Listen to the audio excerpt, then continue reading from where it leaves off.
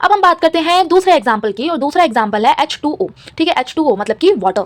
अब अगर हमें वाटर की शेप पता करनी है तो सबसे पहले हम वही काम करेंगे जो हमने अपने पिछले एग्जाम्पल में किया है।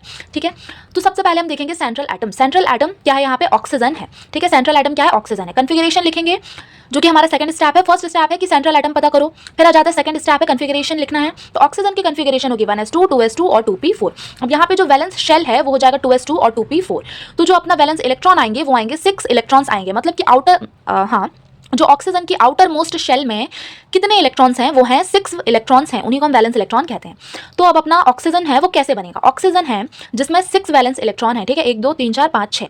ठीक है, तो 2 इलेक्ट्रॉन ऊपर 2 इलेक्ट्रॉन नीचे, और 6 में से 2 इलेक्ट्रॉन जो है वो 2 बॉन्ड पेयर बना रहे हैं हाइड्रोजन के साथ। ठीक है, अब बचे कितने, अब बचे यहाँ पे 4 इलेक्ट्रॉन्स बचे, जिसमें से जो 4 इलेक्ट्रॉन्स है वो क्या करेंगे, 2 लोन पेयर बनाएंगे। तो यहाँ पे कितना बन गया, 2 बॉन्ड पेयर बन गया और 2 लोन पेयर बन गया, जिससे टोटल कितना बना, 4 इलेक्ट्रॉन पेयर्स बन जाते हैं।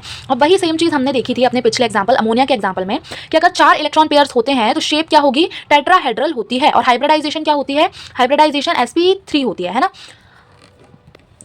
लेकिन ऐसा कुछ भी नहीं होगा। एक्सपेक्टेड ज्योमेट्री जो टेट्राहेड्रल है और हाइब्रिडाइजेशन sp3 है, तो हाइब्रिडाइजेशन तो वही रहेगी, लेकिन जो शेप है वो लोन पेयर होने की वजह से क्या होगा, शेप डिफरेंट हो जाएगा, शेप डिस्टॉर्ट हो जाएगा, बिगड़ जाएगा और शेप कुछ और ही बन जाएगा।